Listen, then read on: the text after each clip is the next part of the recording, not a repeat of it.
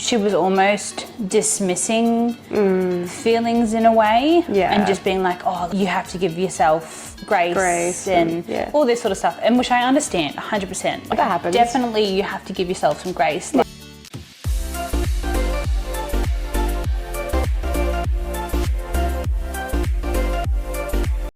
hello and welcome to another vlog on YouTube and podcast on Spotify by the Fit Minds podcast.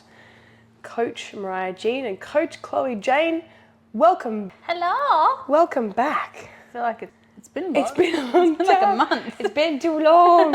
It has been a while. I've been violently ill and I was interviewing Anthony last time, and it just kind of like, it's been a few weeks. I feel like you're a special guest again. I know. New and improved. You've grown some extra limbs, or yeah, you've been doing some growing. Third try. Woof. Let's go. How many weeks now? 28. 28. I was really close when I guessed the other day, hey? Yes. It's like, if I'm correct, Yeah. I think it was a week away. Yeah, from, about a week. Yeah. Yeah. 28. So How are you feeling? This the standard question everyone's going to ask you. How are you feeling? No, I think like we're going to delve into this a little bit today. I've been struggling a lot with body dysmorphia, those sorts of things. Yeah. But in terms of like physical health, I'm doing between 8,000 to 10,000 steps a day. Oh yeah, that's massive while pregnant. Yeah, and getting 4 sessions in a week. So like in terms of moving my body, I feel like I found a really good routine in that. But I think at the moment I'm just struggling with mentality and body image and all that fun stuff. I reckon it is probably up there with being one of the hardest parts of pregnancy. Like, you know, obviously there's the physical ailments and things you go through, the swelling and the kicking of your rib cage and the expanding of everything. The list goes on. But yeah, certainly obviously in this podcast we'll talk a little bit about managing, we've said postpartum, but I reckon definitely it's worth touching on pregnancy and postpartum. Because it's not like they're completely separate, they blend into each other. So maybe we've got half an hour, we've got a deadline today. We'll talk about, because I know this topic, this was your idea, right? And I think it's a great idea. Maybe your first pregnancy. Let's start there. Because So I put on, I think it was nearly close to 40 kilos. Wow. In the pregnancy itself? In the pregnancy itself. And then afterwards, I lost a little bit, obviously, as you have bub and you lose obviously the fluid airway, in the baby, fluid, because I had early onsets of preeclampsia as well, so I was holding a lot of fluid. Then got into a really bad headspace and then continued to put on the weight afterwards. Right. So it's kind of like a domino effect. Cascade effect. Yeah, right. For sure. Yeah. And so what was that like for you, obviously through pregnancy? Do you think that you struggled more through pregnancy mentally with your body image and self-esteem, or like? I don't think so. I think I had, because I was really young. I was only 19 when I had Sienna. Wow. And you know, I think And you're 25? 25, nearly 26. So I think for me at that time, I'd always almost felt like I was invincible and like I had a lot of body dysmorphia in terms of I was a lot bigger than I thought I was. And I thought, because I got diagnosed with high blood pressure from about 20 weeks and the doctor had said to me, look, take it easy. And I had taken that very literally. I was working for myself from home, doing eyelash extensions. I would eat everything and then sit on my ass for the rest of the day. Yeah. And you didn't have that knowledge behind you that you do now of nutrition and exercise and the benefits. Yeah. And I would almost say that I definitely didn't realize how big I was until I look back now, years later, reflecting on my pregnancy and seeing just how big I got. And it wasn't, I think the thing is as well, you have a lot of people around you going, oh, you're pregnant. Like they make a lot of excuses for you. It's like, oh, you're pregnant. You're not that big. And then I look back at it now and I'm like, I was 130 kilos. Yeah. You know, like. Wow. While pregnant, 130. Gee, I thought it was like 100. No, that's I hit wild. like 130. Holy shit, Chloe. Yeah. So, Man. like, I was like 127 or something when I had her. And that would have put a lot of strain on you, honestly. Like physically, that's a lot. Yes. Yeah, I'm not talking about body fat here. I'm not going, oh, you know, like shame on you or anything, because that's not what I'm saying. 130 kilos is a lot to carry around, and that would have left you exhausted. Well, yeah, and especially you throw in the fact that it was February, so it was stinking hot. I'm only 5'3". Yeah, wow. So very short. Right, yeah. So I was just like, yeah, and I had a lot of fluid. Like I could poke my legs and it would stay indented. Jesus But that's Christ. from the preeclampsia as well. Yeah. So it wasn't an enjoyable time for me. And then your postpartum experience as well was pretty hectic.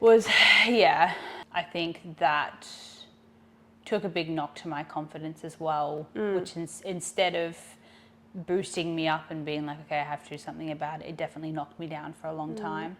I don't know whether he listens to this, but my daughter's dad basically was unfaithful, and being 19 years old, freshly postpartum, being very overweight, very insecure, it just had...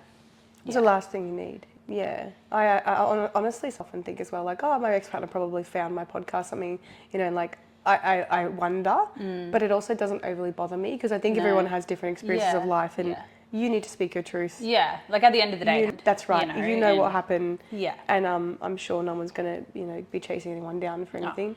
It is what it is. Yeah. But when you told me, because obviously we've talked about this, when you told me that story, I was gobsmacked. Like, I could not have imagined going through something like that, not just while pregnant, because I know the story of that, but then also postpartum, having, like, on top of your already very delicate self-esteem. And I'm sure that there are some other mums in this, listening to this podcast, that could probably relate. Maybe they've gone through it themselves.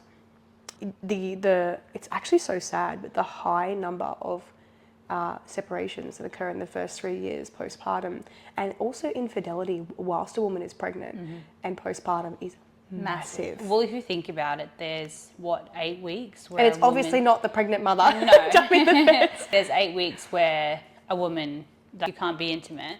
Yep. Postpartum. And a lot of men, I mean, I can't speak for men, but from personal experience, I think a lot of men struggle with that. Get frustrated. Yep. I've seen a lot of stuff on the internet actually about like men being like angry and like aggressive about that phase, which is just mind blowing. It's like, all right, you go through the process. This is just not okay. And to consider that you're literally, your whole body is just being flipped inside out practically. Yeah, wow. That's full on. So how are you feeling? Obviously, like, you're having some confronting thoughts this time around.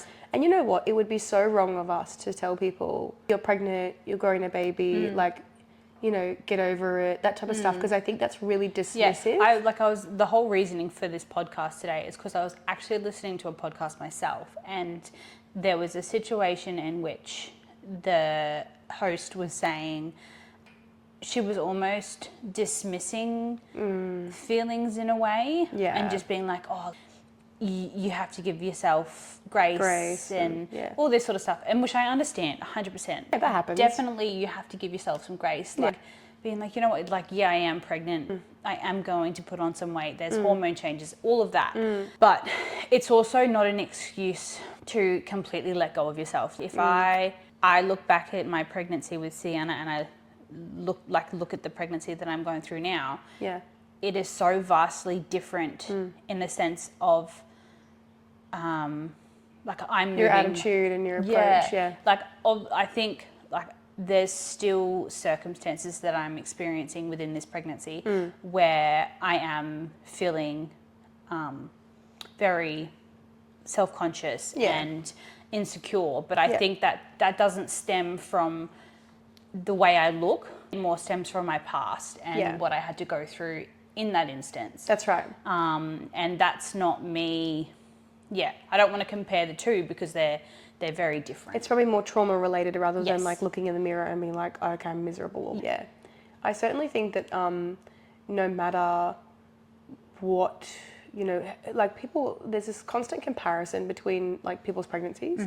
The amount of people who have gone to me, oh, like, you only gained this in your pregnancy and you only did this, and there's this, like, people then assume that I didn't like have those thoughts as well of like, you know, I'm an ex-anorexic. Yes. My belly was massive in comparison to what my you were prior used to. experiences, Yeah. I was the heaviest I'd ever been, and obviously for you as well, right? And usually when we're pregnant, it is the heaviest we'll ever be, right? Yes.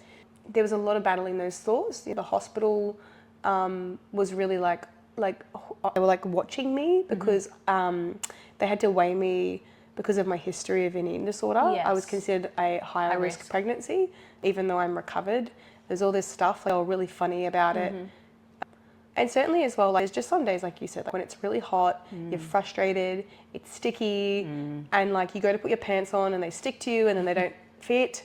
And then you try and put a top on and you're like, this looks stupid, and I just look like I'm really bloated. Especially like when you're in those first couple of... Oh God, the first trimester like, is awful you're like, for that. I'm bloated. I'm not just bloated, I'm pregnant. You just want to put like a big sign across your forehead that says, I'm not fat, I'm pregnant. Legit. And it's funny because you don't know when you're at that stage where you can like hold your bum, because like people might just think you're just holding a full belly. That's had a good lunch. Yummy.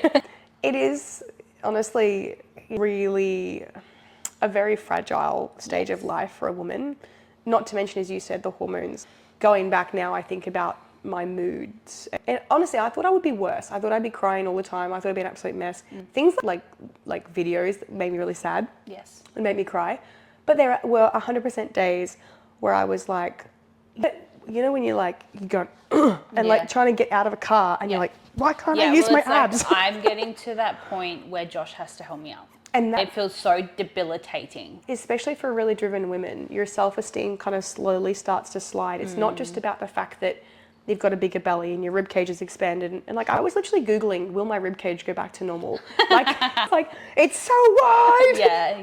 Am my waist gonna come back? And I'm still battling ab separation. I've got like 2 fingers or so that, and you know, people tell you stuff like, oh, that'll never get better. And I think the shit that people say to pregnant women doesn't help. No. Because people think that they can have an opinion on your pregnancy and the way that you look. And even postpartum. How you carry. Oh, absolutely. I remember with Sienna, I had a lot of women especially being like, oh, it's fine, you'll bounce back.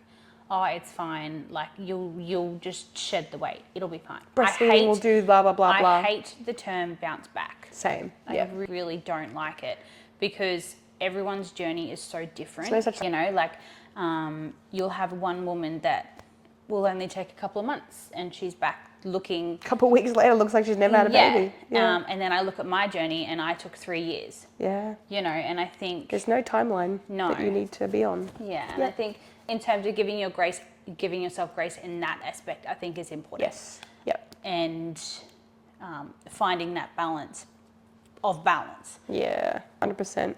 Prioritizing I think the biggest thing I have learnt from my past pregnancy coming into this one in terms of postpartum is being patient with myself but still doing things for myself. Yep. You know, like I will be going back into the gym. Yep. I will be eating, not obviously because I do want to breastfeed, eating moderately well. Yeah. Whereas with Sienna, I didn't do any of that until I was a year and a half. It was like black and white, all or nothing. I'm either caring for my baby or I'm caring for myself. I want to find a good amount of balance. I think it makes a difference though, because obviously our support network is a huge part of it, right? You didn't really have, in the circumstance you were in, the relationship, the dynamic just wasn't there. No, it wasn't until I moved back in with my parents and I had that support. That's right. That was when I started, So I think that's really crucial. And like repairing your self-esteem postpartum, no one will ever be able to tell you how long it's going to take until you are okay with the way that you look and feel about yourself. And like people will try and rush that process for you. They'll be like, oh, you're looking great, you're doing, and you're like, I'm really suffering. Like, you know, I remember looking down after having Lila, not to mention the C-section scar, this new massive scar that for me in intimacy, it's a big thing. Yes. My brain is like, I used to look down and be like, oh, wow, like, you know, I've got that nice, I was very vain, I had this, you know, nice V, and now I've got this massive scar, and I've got to look down, not too much information, and be like, that's all I'm thinking about is, I hope he doesn't think that that's yucky or whatever. And not to mention like the loose skin, You almost self-sabotage. 100%. Yeah. Yeah. Like, and it's one of those things, like, I remember looking, as I said, looking down from when I had Lila, and it was like going through the beautiful process and whatever of like latching and all that sort of stuff. And she was in the crib or the bassinet or whatever. And I remember looking down and looking at my stomach, and I'm like, oh my God, is this what I'm left with? And it was this jelly, skin, everything mess, and like blood everywhere. Sorry, guys. It is so confronting in so many ways. We don't have enough time to cover every part, the big nappies that you have to wear postpartum, the constant bleeding, the lakia, obviously, like the 6 to 8 weeks postpartum, which happens even if you have a C-section. It's a lot. It's a lot. And you feel like there is these watchful eyes everywhere on you. During pregnancy, it's always like, oh, look at your beautiful belly, and, you know, you're glowing, and Someone said that to me the other day, and I was like, sparkling. it's just sweat, darling. Like, whatever, I got a good skincare regime. It's called Australian summer heat. Oh, speaking of that, I got so sunburnt the other day. I was going to say, you look a tan. Remind me to show you my belly. Nice. I did it as well while I was pregnant. I felt so bad. I was like, I hope the baby didn't get sunburned. I was literally only in the sun for like 10, 15 minutes. And It I was hurts, so hey. red. Pregnant sunburnt belly hurts because it's already so tight. And Yeah. you're like, put the aloe vera on it. Yeah, it's a lot. And like, yeah, as I said, during pregnancy, there's this focus on, you know, you and like, oh, pregnant mama. And like postpartum, it's like people just drop you off the face of the earth. It's like, baby. Yeah, they just gravitate towards the baby. Yeah. And I think that also feeds into the self-esteem struggle, and and inadvertently the physical look as well, because you're like, I'm already feeling really fragile Yes. and discarded and like kind of ick. Yeah. And now I feel Even more even so. worse because they're like, beautiful baby, oh my God, let me hold him or her. Yeah. And like no one holds the mother. It's like, hey, you doing you good? feeling? Yeah. Yeah? You coping okay with the body changes and the touching and the... Yeah. Because it's not just the way you look, but also like the fact that your body is no longer, it wasn't, and it still is no longer yours for quite some time. Yeah. While they're so little. Yes, exactly right. And that, you don't necessarily have to even be breastfeeding to feel that way. No, absolutely. Because babies are clingy. Yeah. Right? Whether you've got a bottle or a boob in their mouth, they want to be on you. Yeah. Yeah. Yeah. And that continues, obviously. And Sienna, still to this day, we were walking through the shops Cute clinger. over the weekend, and there was this like Lunar New Year parade going through the shops, and there was lots and lots of people around, and she was smushed right into the side of me, and it's like personal space. It's a whole new feeling because you've got a baby in there. Yeah, exactly. You've got your baby right. on the It's side. like I've got freaking her in my ribs, her in my other, like Sienna like tucked into my other ribs, and I'm just like, I'm so overstimulated right now, but I know that She needs me. yeah, but 100%. And then imagine throwing a partner into the mix with that as well, like holding Just his trailing hand. behind. Yeah, he's like, I want to stand right back here. But like even pets as well, like Yes. I thought about this the other day, is like the mother is the home for, you know, all of everybody, right? I noticed that when you go to different rooms in the house, everybody follows. That doesn't change. No, like I was in my office the other day. So like the smallest room in the fucking house, the cat, the dog, and the baby, and Alex were in there, and and I had realised it, and I was like, guys, Yeah. get out. Well, it's even when you're like taking a shit. You're on the toilet. Yeah. I remember, I think I was in prep and like towards the end of my prep, and I was having a bath. I had Josh sitting on one side of the bath, I had Sienna sitting on the other, and it was when we just had Maple, and Maple was just perched there too. That's so cute. And I'm like, I wanted 5 minutes to myself. Not gonna happen. But Yeah, it's a real struggle. That it's like a loss of body autonomy, like the mental autonomy as well, because you get all that mental load and everything. It's all combined. yes. And I think it's universal, 100%. I think it's really important as well that we, as mothers, don't shame each other for it, Yes. or like that toxic positivity of Yeah. like, oh, you know, but you wanted the baby, or blah blah blah. Yeah. Like all this bullshit of Yeah. like, it is okay to simultaneously love an experience and have a lot of Yes, I hard was trouble having with this it. conversation actually with a client, and I was just like explaining to her that it's like, because she can't have kids, and it's like, I don't want to rub in her face that obviously I'm pregnant and I'm being ungrateful, but on the flip side of things, it's Yeah. like, Yeah. and I because in the back of your mind, you're like, I need to be grateful for the fact that I am able to carry, but I've lost so much of myself and I don't recognize the person who's looking back at me. Yeah. You Wow, know? that's massive, that statement. Yeah. Yeah. And it's conflicting. 'Cause Yeah. it's like, I want to embrace and love. And I think everybody's journey is really different while being pregnant. And I'm down on my hands and knees savouring you if you enjoy pregnancy. I am just not one of those. My mum, for example, loves being pregnant. Yeah, right. And like when I explained to her how much I hate being pregnant, Yeah. she's like, but why? It's beautiful. Blah, blah. It's been a long time since your mum's been pregnant too. Yeah. That's the thing too. Like, I think when there's that distance of like, okay, it's been this long since I've been pregnant, we do start to glorify the good parts of it and forget the shit parts. Yes. Isn't that funny, ladies? Yes. Same with birth. Well, see, I don't remember any of Sienna's. As you've mentioned, yeah, which is crazy. And it's funny because when we recall parts of birth, we remember like snippets. And, you know, without even going down the trail of birth trauma and stuff that women go through as well. And just the I found out Lila was breech, like that really me for 5 weeks or so because everything was going seamlessly.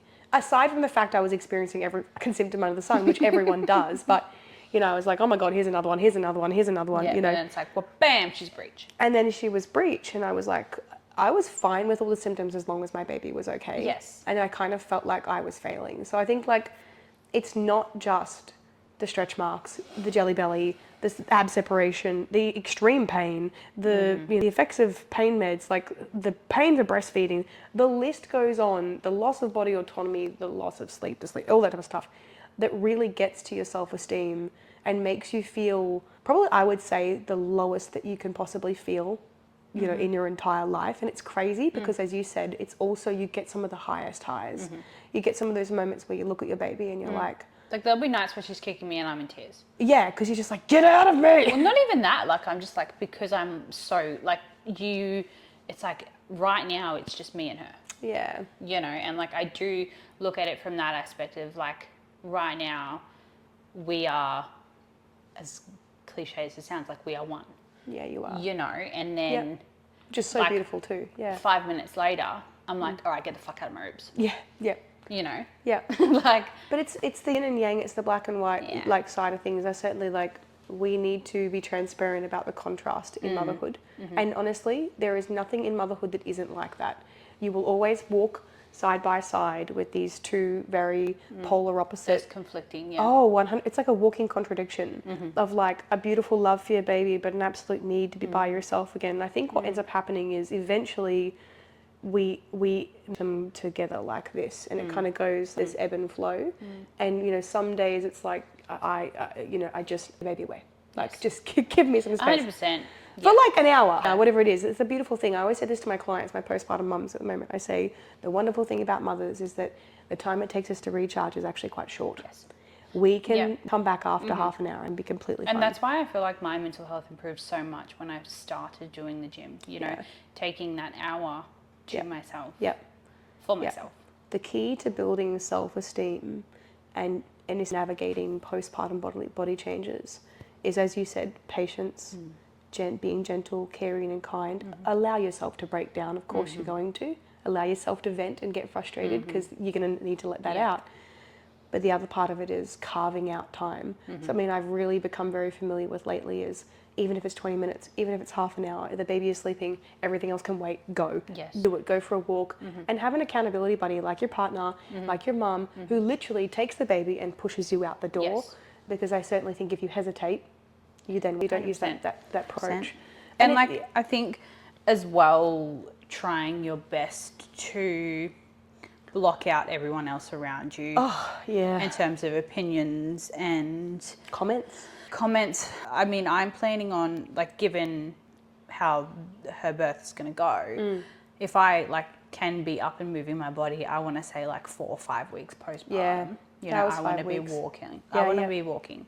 Yep. And It's different for everyone. Timelines are so different. Yeah, if I was to hear someone that's like, you haven't given yourself time to recover, I'm going to be like, you know what? Are you in my body? I know I need to do this for my mental health. And I think that's one thing that I can take away from the fact like this is what the podcast had said, was like, you need to give yourself and your time and give yourself that grace and like don't rush back into things. And it's like, for me, I know for this pregnancy and postpartum period, I'm going to need to push myself because I know how much it benefits me moving my body and being active, even walks, getting outside, seeing the sun. Like that's one thing that I have noticed the biggest change since walking Sienna to and from school is seeing the sun. You feel better for it. Like, I mean, I get home and I'm like, exhausted, but like I'm sleeping easier at nighttime. My circadian rhythm is melatonin in check. My melatonin, vitamin like, D,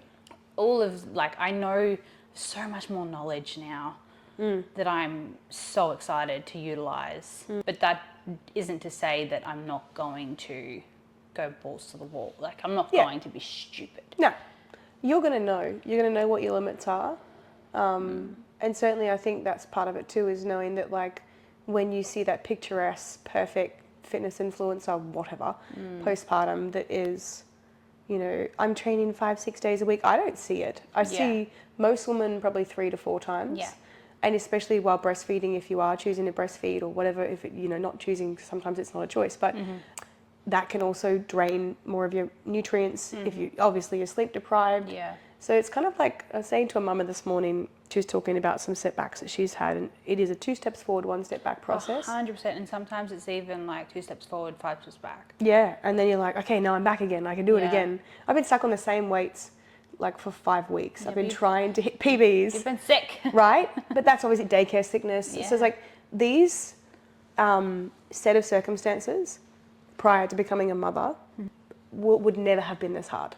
Never. There's no comparison. Because you're the only person that you need to focus on in that situation. Correct. But you have a whole human who is fully dependent on you. Like that concept that even when they're little potatoes and they can't move, even more so, they're dependent on you to live, to, you know, to be comfortable. That is a massive responsibility. But as you said, if you completely ignore yourself, you are the hub, you are the home, you are to look after you, and it's so hard to do and easier said than done. 100%. So much easier. I think I can on both sides of the spectrum. Yeah. You know, like I took a year and a half of where I was down in the dumps. Yeah. Like it's a mental game. Like if I'm being honest, I nearly told myself. Yeah. You know, and that's really sad. It is. And like it's sad, like how common that is. Yeah, I was going to say postpartum depression, anxiety and suicide is massive. And because it all stems from pressure and like we've spoken about, feeling so shit about yourself and your capabilities and the way you look and lack of support, the circumstances that you're in. Like feeling trapped. Yep. I remember I resented Sienna so much for what she did to my body. But in reality, it wasn't her fault. Not her fault. Mine. Yeah. Yeah. You know, yeah. I was in control of my vessel. Yeah. And I didn't look after it. Yeah. Yeah. And that's a really hard thing, to reflect and take responsibility. And you know what's interesting?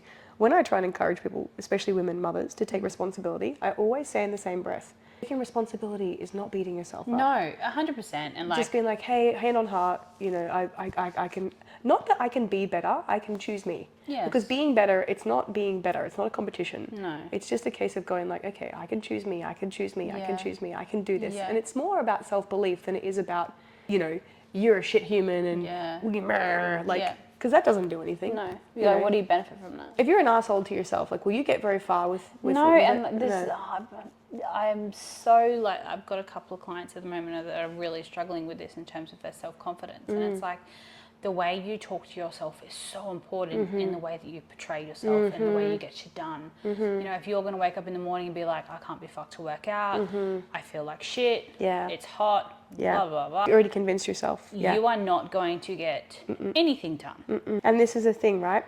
They can look at us, you and me, and go like, you know, it's all good and well for you, Chloe, like, you know, you've made transformation. It's all good and well for you, Mariah, because, you know, like, you've never known what it's like to be whatever. And I'm like, well, I do, because, you know, it was in the opposite direction. You know, it's always not good for you. Yeah. But the thing that we choose, right, is to change our thought process. We can't change our circumstances. No. We can't change the sleep deprivation. Me sitting here being like, I wake up every day and I'm like, No. Like, there's days where I'm literally rolling out of bed and I'm like I'm sitting here saying, like, I've been having struggles. Yeah. you know, but it's the way in which you then move forward. It's flipping it. Yeah. Yeah, it's taking, lately in the mornings, right? You know, now she's at daycare. I've kind of had that luxury of like, oh, I can kind of sit here and have my coffee and sit and scroll in bed and whatever. And like, after that, I've kind of used up half an hour or so, and I'm like, oh, now I need to get up and make breakfast and blah, blah, blah, blah, blah. So lately I've been challenging myself to just be like, you know that this isn't overly good for you. It might be relaxing or whatever, but you know what's also relaxing? Going and having your coffee and reading a chapter of your book or whatever.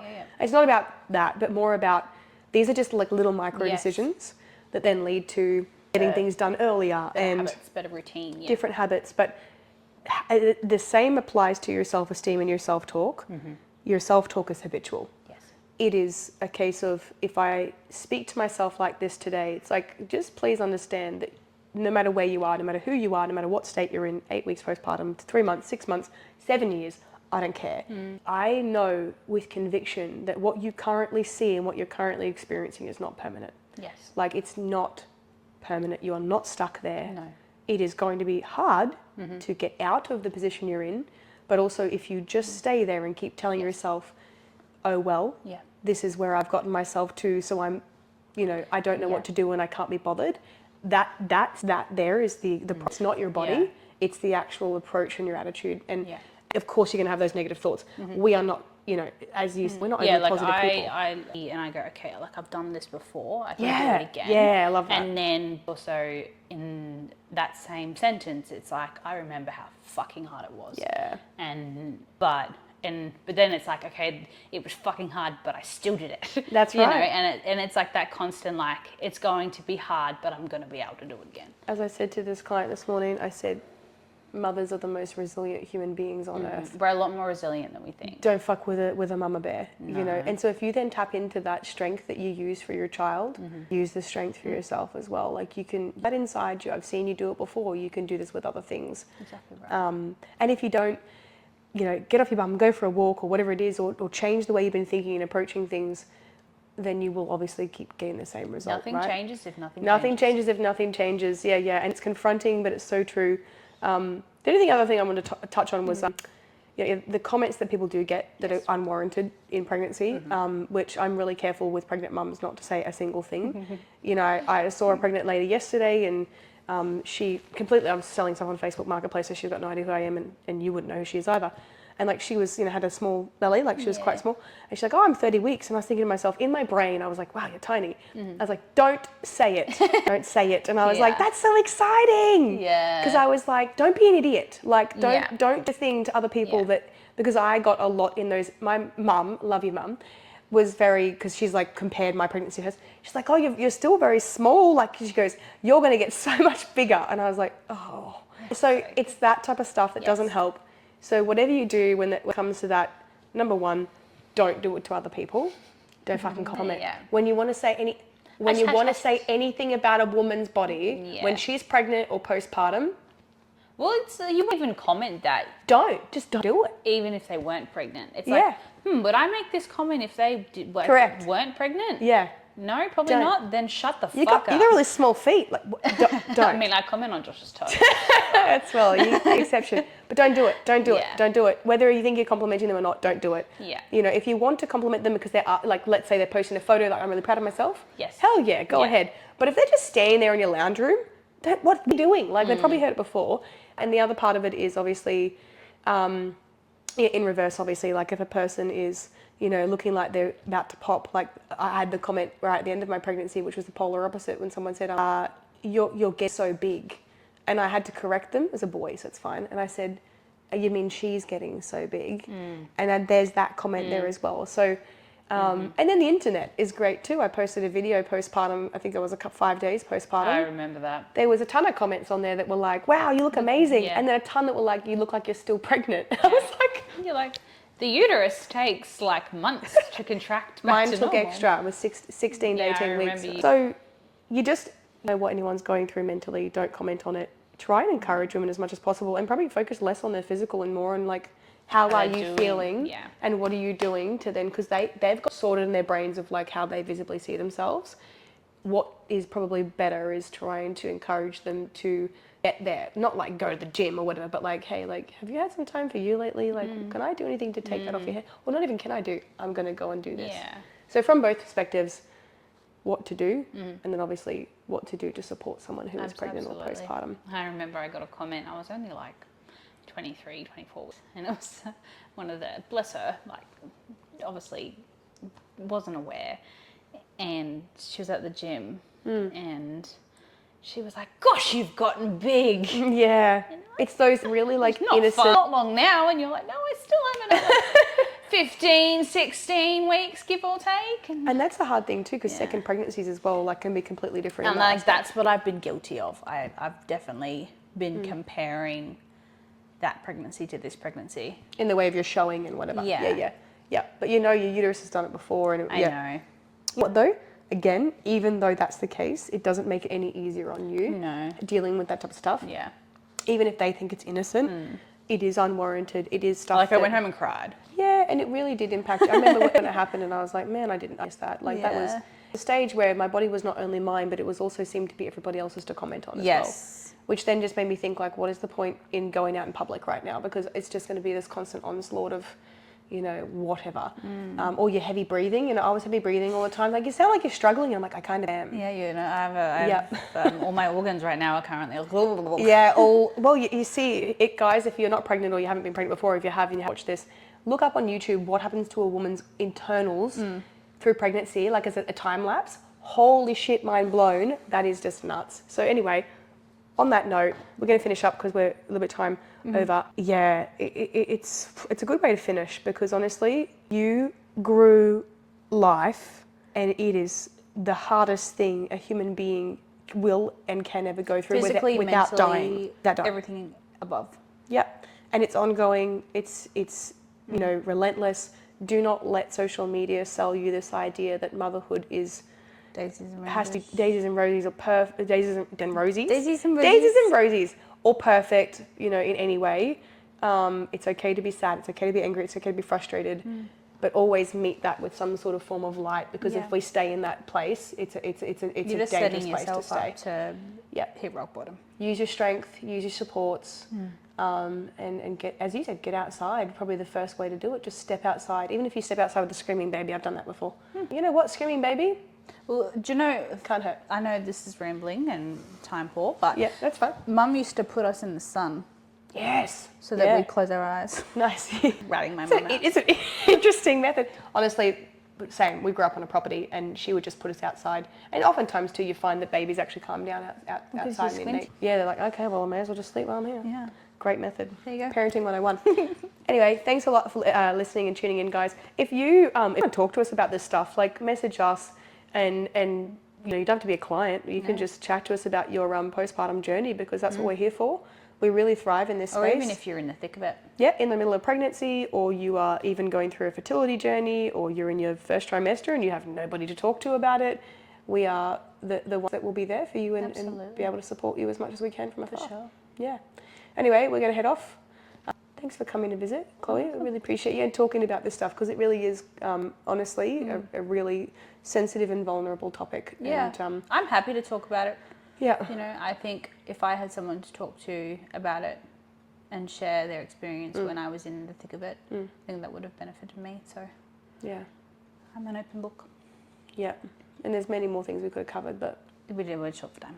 Yeah, but that's okay. Yeah, all right. Thanks a lot, guys. Looking forward to doing another podcast /vlog for you soon. Vlog. Okay, bye.